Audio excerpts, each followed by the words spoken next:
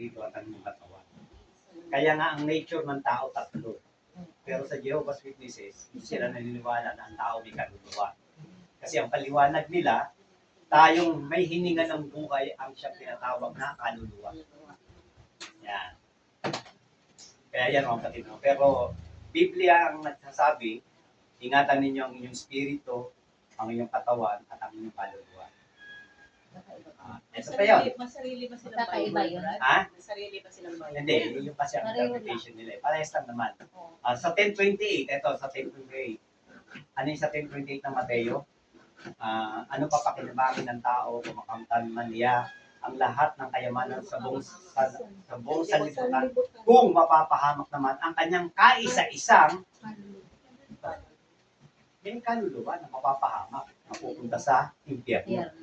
Kaya katawan babalik sa lupa. Hiwalay. Kaya kapatid, no? Kaya nga, yung iba naman, kaya sabi ko nga sa inyo, mag-aaral lang kayo. Yung iba naman, sabi nila, yung daw kinikrimi, kasumpa daw sa Diyos yan. Bakit? Paano pa sila bubuhay na nito? Wala silang buto. Sinunog mo na. Eh kung yun ang tanong mo, sagutin mo rin yung tanong ko. Saan kukuha ang Diyos para buhayin muli yung mga patay na yan sa kanyang muling pagparito? Diba? So sa abo na natunaw, katawan. Abo. Das. Eh yung cremation, das pa rin yan. Abo pa rin yan. Oh. Diba? Kaya nga, yun, dahil sa kakulangan ng pangunawa, nagtatalo-talo tuloy ang bawat religion. Kaya ngayon, kung meron man kayong mga bagay na natututunan, hindi yan para gamitin sa pakikipagtantanan o sa pakikipagpagalingan. Kumbaga, gamitin ninyo yung natutunan ninyo para mapanatag kayo sa pananampalatayang meron kayo. Hindi yan para pakipagtalo. Kung paniniwala nyo, Diyos si Kristo, ayon sa aral na meron tayo, kasi one God believer tayo. Kung paniniwala ng ating mga kapabayan na kaanib sa Iglesia ni Kristo ay tao, bakit mo tatalunin yung paniniwala ng bawat isa? Pareho namang bahagi ng katotohanan yan. Parang ganito, yung piso, hindi mabubuo kung walang G's. Kung walang 50 centimos, kung walang 25 centimos. Diba? Ibig sabihin, kung pinaniniwalaan nilang tao si Kristo, pinaniniwalaan natin Diyos si Kristo, ayun naman, sa will of prophecy, kailangan tanggapin natin parehas. Pero sa kanila, hindi nga nila pwedeng matanggap. Bakit? Kasi yun ang kanilang aral. Yun yung kanilang doktrina. Pag sinabing doktrina, part of truth. Diba? Bahagi ng katotohanan. Ngayon, yung mga bahagi ng katotohanan na yan, pag sa ating pong pinagsama-sama, mas lalong titibay ang ating paniniwala sa Diyos. Diba? Kaya kailangan maging consistent yung ating kaalaman when it comes to the Word of God. Katulad yan, diba, Sister Mimi, may mga nangangaral, hindi na kailangan ang bautismo para sa kaligtasan ng tao. Doon ako galit na galit pag may na-encounter akong ganyan. Tapos sinasabi ko agad, Brad, sinungaling ka. Mismo si Jesus Christ ang nagsabi, ang sumasampalataya at mga bautismuhan ay maliligtas. Sinungaling ka. Si Kristo kailanman ay hindi kinasumpungan ng anumang kasinungalingan. Nagagalit ako sa ganun. Tapos i-quote nila yung Acts chapter 16, 31, 32, 33. Sumampalataya ka, ikaw at ang iyong buong sambayan ay maliligtas. Hindi nila binasa yung sumunod. At pagdaka ng gabi ring yaon, ay kinuha sila at nilinisan ng kanilang mga sugat at sila'y binautisman sa pangalan ni Jesus. Maliligtas ka, oo, sa pamamagitan ng pananampalataya. Pero, kailangan mo mag-undergo ng baptism in Jesus' name. Huwag ninyong dayain ng tao.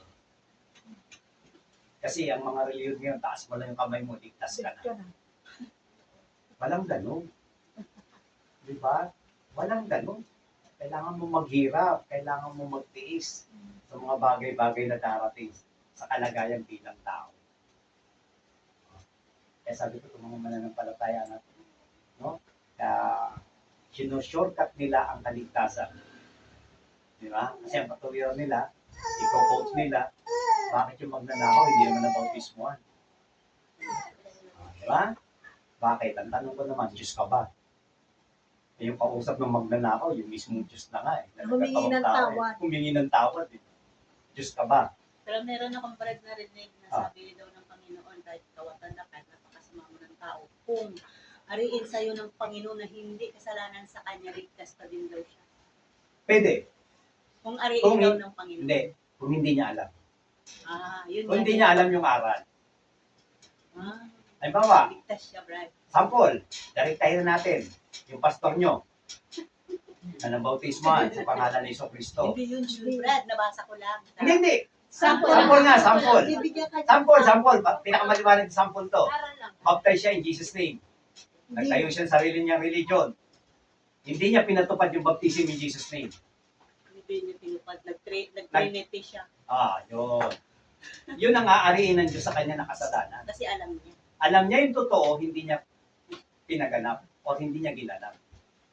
Yun ang aariin ng Diyos sa kasalanan. Ngayon, punta tayo sa ibang grupo ng reliyon. Katoliko, hindi naaralan ng baptism in Jesus' name.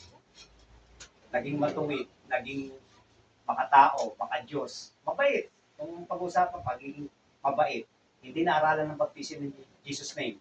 Prerogative ng Diyos ang iligtas ang tao ayon sa kanyang ibig. Kasi nga, hindi inabutan ng aral. Hindi nila alam yung baptism in Jesus' name na inabutan or umabot sa atin. Yun yun. Mawa ako, tatalikuran ko yung baptism in Jesus' name. Aanib ako sa isang Trinitarian group. Tigil mo yung pangangaral ng baptism in Jesus' name. Father, Son, Holy Spirit tayo dahil naghahangat ako ng pera. Sigurado 100% impyerno ako. Oh. Kaya ngayon yung kabilin-bilin na to kay Brother Noel, yung taga Nueva Ecija. Brad, kung ano man yung dahilan ng inyong pakikipaghiwalay sa Mother Church, wag na wag mong iiwan ang mga tupa. Kasi pananagutan natin yan sa Panginoon. Ganda naman yung sabi niya, Brad. Sabi niya, hanggang sa ikamatay ko, hindi ko bibitawan ang pangangaral at pangangalaga sa mga tupa. Diba? Kuya na tawag niya sa akin. Diba? Kasi ganun dapat no? Kaya nga sabi nga diba ni Pablo, no? Ang ebanghelyo na sa inyo aking tinangaral na inyo namang pinanatilihan at inyo namang tinanggap sa pamamagitan ng piligtas kayo. Diba?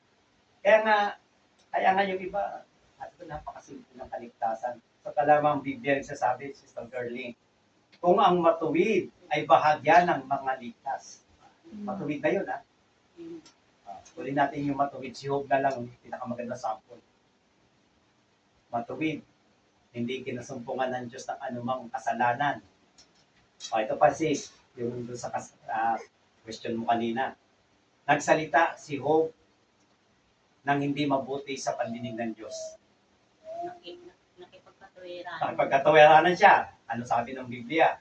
Hindi inari ng Diyos sa kanya na kasalanan. Bakit? Naiintindihan siya ng Diyos. Na tama yung kanyang pangangatuwiran. Pero kung ang pangangatuwiran mo baluktot, na naiintindihan naman ako ng Diyos, at patuloy kang gumagawa ng masama, tatanggapin ko yung argumento na naiintindihan ka ng Diyos. Sa anong aspeto? Naiintindihan ka ng Diyos na gumagawa ka ng masama. Hindi naging katwiran niya yun, naunawaan naman namin. Ay, ayan. Hindi naging katwiran. Wala, hindi naging Pero katulad. tayo ganun. Yan. Kaya nga, yun nga eh. Kaya nga pagdating sa pag-aaral ng salita ng Diyos, kailangan ang aral na meron sa'yo consistent. Hindi yung every time jumajump ka sa conclusion. Kasi yung iba, laging conclusion. Yung sinabi ni Tomas, Panginoon ko, Diyos ko, sabi ng ministro, mali si Tomas. Minamali mo yung written word of God. Minamali mo. Sino kang tao para, diba? Kaya yan, nakakatakot yung mga ganyang leader ng reliyon, mga nagtuturo. Mali yung sinabi ni Tomas. Granting mali. Sige, madali naman ako usap eh. Granting na mali. Bakit hindi sinawa ni Kristo? Diba? Sige, mag-isip kayo. Yung sinabi ni Tomas, Panginoon ko, Diyos ko. Bakit hindi sinawa ni Jesus Christ? Anak nga yun. Diba? Nagagalak si Tomas. Kaya yan, kapatid, ano? Kaya nga, ah, mismo ang anghel, takot nga kay Christ eh. Di ba? Kaya nga marami tayong dapat makita, no? Mag-aral tayong mabuti, no? Katulad yan. Ah, maraming hiwaga eh. No? Basta mag-aral lang kayo, no? Hindi nyo sa Diyos yung karunungan. No? Walang nakakalito dyan. Yung sinasabi naman ni Kristo na ng mga apostol na binuhay si Kristo ng Diyos sa ikatlong araw. Ha? At siya'y binuhay ng Diyos sa ikatlong araw, sabi ng mga apostol. Tanungin natin si Kristo, Panginoon, sino ba yung Diyos na bumuhay sa iyo ayon sa mga alagad? Tanungin natin si Kristo. Ha? Sabi ng mga apostol, at si Kristo ay binuhay sa pagkatapos ng ikatlong araw. Binuhay daw ng Diyos si Kristo sa ikatlong araw. Tanungin natin si Kristo, Panginoon, sino yung Diyos na bumuhay sa iyo? Ano sabi ni Christ? No? Gibain ninyo ang templong ito. Katawan niya, tinutukoy, patayin ninyo. Patayin niyo ang katawan ito. At itatayo ko sa ikatlong araw. Yung tinutukoy ng mga alagad na Diyos na nagtayo doon sa katawan ng Jesucristo na namatay, mismo si Jesucristo ang nasabi, ibain ninyo ang templong ito at itatayo ko. Siya ang magtatayo. Hindi niya sinabing itatayo ito ng Diyos. Tandaan natin, si Christ ni Misa hindi nagsinungaling. Diba? Kaya nga marami. Nakakalito naman, kaya lang, pag hindi mo pinag-aralan yung Godhead, manilito ka naman. Sapagkat meron lamang tayong isang Diyos at isang tagapamagitan sa Diyos, ang taong si Kristo Jesus. Yan. Tao talaga eh. Di ba? Maraming mga talatang pagiging tao eh, no? Pero hindi. Dapat, yun nga, panghawakan ninyo yung mas malalim na katotohanan tungkol sa kalagayan kung sino talaga ang Panginoong Jesucristo.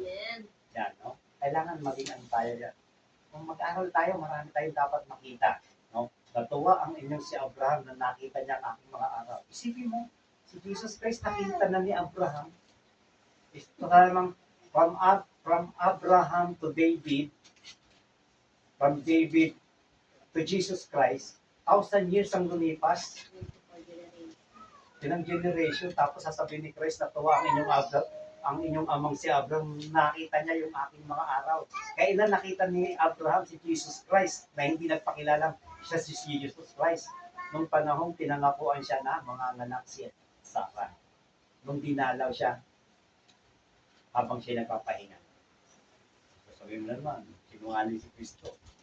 Kaya nga, laro kayo mabuti, dami yung dapat pag-aralan. Di ba? No? Banal ang Panginoon Diyos na nabuhay at nabubuhay at siyang darating. Na nabuhay. Ano ibig sabihin? Tumaan siya sa kamatayan. Na nabuhay at nabubuhay at siyang darating.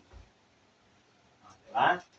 Tapos, at nakita ko na nakaupo ang Diyos sa kanyang trono at ang kordero sa luklukan ng Diyos.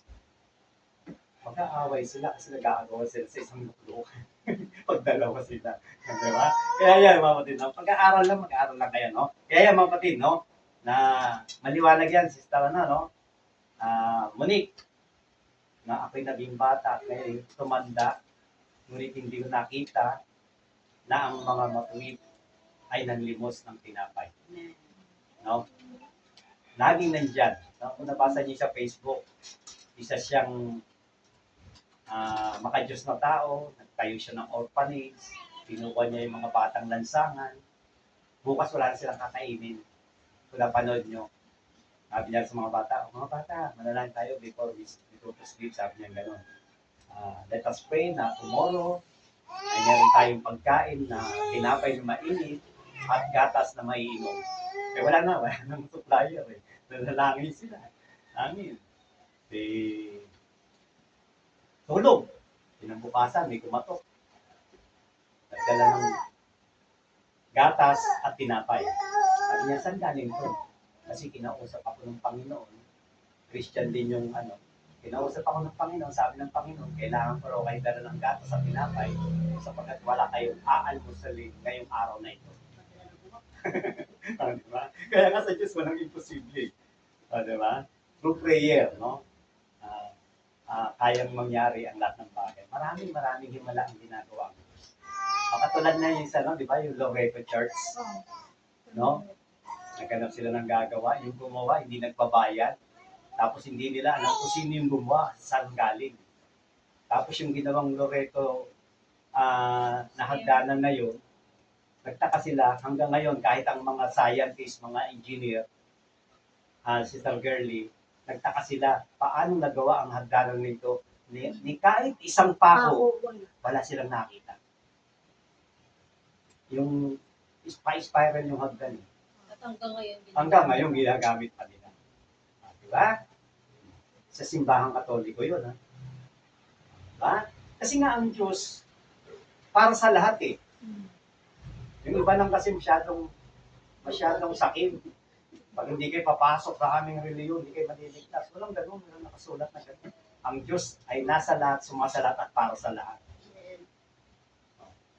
Yun nga lang, pag inabutan ka ng aral, tanggapin mo. Panatilihan mo. Kaya nga si Brother Buboy, kanyang kalooban para kay Bunso iniiyak niya si Buboy, si Bunso kaya na sa Panginoon.